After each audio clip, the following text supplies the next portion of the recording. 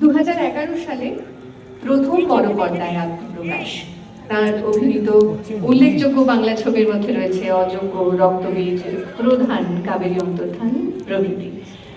বাংলা চলচ্চিত্রে তার অবদানের স্বীকৃতি স্বরূপ অম্বরীশ ভট্টাচার্যকে বর্ষসেরা চলচ্চিত্র সম্মান প্রদান করতে পেরে আমরা আনন্দিত।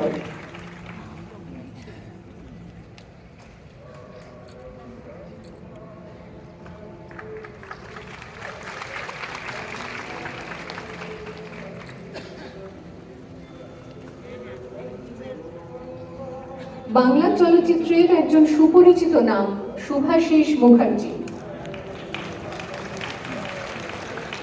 1981 সালে ছোট বকুলপুরের যাত্রী চলচ্চিত্রের মাধ্যমে তার আত্মপ্রকাশ। তার অভিনীত অসংখ্য ছবির মধ্যে রয়েছে হারবার, ভেঙে থাকা তারা, কেনিদা, গুরুস্থানের সাবধান, মহালয়ার মতো চলচ্চিত্র।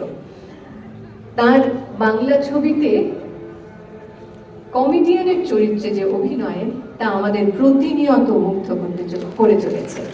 বাংলা ছবিতে তার সামগ্রিক অবদানের স্বীকৃতি স্বরূপ বর্ষসেরা চলচ্চিত্র পুরস্কার তাকে প্রদান করতে পেরে আমরা আনন্দিত। একটু সকলকে অনুরোধ করবো করতালির মধ্যে দিয়ে তাদেরকে শ্রদ্ধা এবং অভিনন্দন জ্ঞাপন করতে।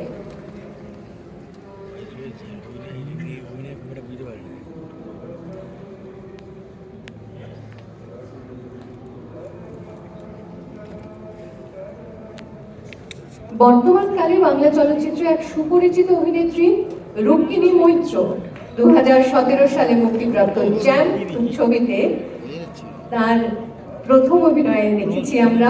ফ্যাশন জগতের পাশাপাশি বাংলা ছবিতেও Cockpit, Kidnap, Switzerland, Byomkesh o Durgo Rahasya ইত্যাদি, তাতে আমাদের সকলকে তিনি মুগ্ধ করেছেন তার অভিনয় দক্ষতার মধ্যে দিয়ে। বাংলা সিনেমায় তার সামগ্রিক অবদানের স্বীকৃতি স্বরূপ বর্ষসেরা চলচ্চিত্র পুরস্কার তাকে প্রদান করতে পেরে আমরা অত্যন্ত আনন্দিত।